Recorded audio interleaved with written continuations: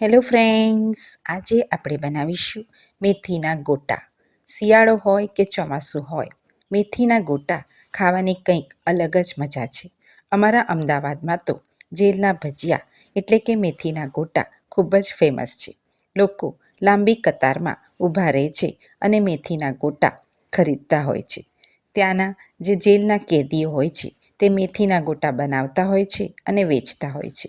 આજે આપણે એકદમ નવી રીતે મેથીના ગોટાનું બેટર રેડી કરીશું. આપણે પાણીની અંદર બધા મસાલા મિક્સ કરીને મેથી સાથે બેસન એડ કરીને પરફેક્ટ જાળીદાર ગોટાનું બેટર રેડી કરવાનું છે. તો ચલો રેસીપીની શરૂઆત કરીએ. તમે પરફેક્ટ રીતે મેથીના ગોટાનું બેટર બનાવશો તો 100% જાળીદાર ગોટા રેડી થશે. તો તેના માટે એક બાઉલ લીધો છે. બાઉલની અંદર એક વાડકીના માપથી પાણી લીધું છે. સાથે ચપટી હિંગ અને અડધી ચમચી લીંબુનો રસ એડ કરી દઈએ. સાથે ટેસ્ટ પ્રમાણે મીઠું એડ કરી દઈશું અને બધા ઇન્ગ્રીડિયન્ટ્સને સરસ રીતે મિક્સ કરી લઈશું. આપણા બધા ઇન્ગ્રીડિયન્ટ સરસ રીતે મિક્સ થઈ ગયા છે. હવે એક એક કરીને બધા મસાલા એડ કરતા જઈએ.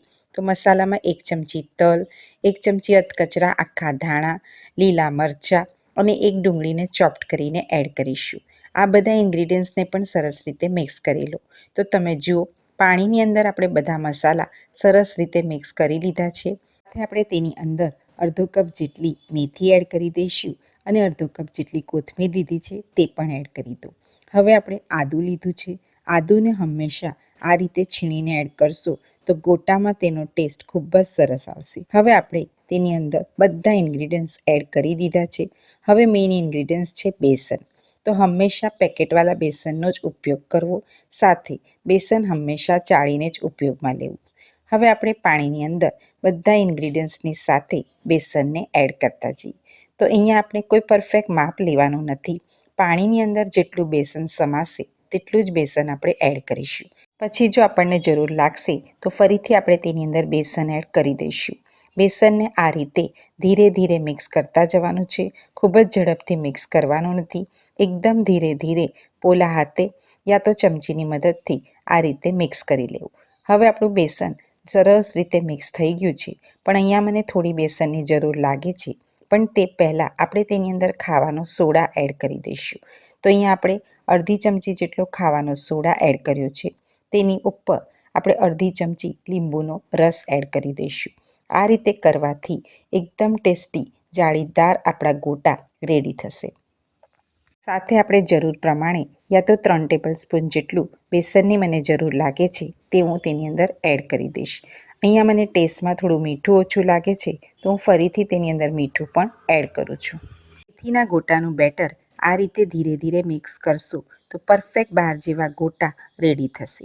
બહારના ગોટામાં લીંબુના ફૂલનો ઉપયોગ થતો હોય છે, પણ આપણે લીંબુના ફૂલના બદલે અહીંયા લીંબુના રસનો ઉપયોગ કરીશું. હવે આપણે તેલને પહેલાં સરસ રીતે ગરમ કરી લઈશું અને પછી મેથીના ગોટા ફ્રાય કરી લઈશું. તો આપણું તેલ સરસ રીતે ગરમ થઈ ગયું છે. કઢાઈમાં જેટલા ગોટા રહે તે રીતે આપણે તેને એડ કરતા જઈશું. તો તમે જુઓ, એકદમ સરસ રીતે તેની જાળી પડવા લાગી છે અને તે જાતે જ ઉપર આવે તે રીતે આપણે તેને ફ્રાય કરવાના છે. આ રીતે સ્લો ફ્લેમ પર બંને બાજુથી ગોટાને સરસ રીતે ફ્રાય કરી લઈશું. તો તમે જુઓ, એકદમ ટેસ્ટી એવા જાળીદાર મેથીના ગોટા આપણા ફ્રાય થઈને રેડી થઈ ગયા છે. તો ચલો તેને બેસનની કઢી સાથે સર્વ કરી દઈએ.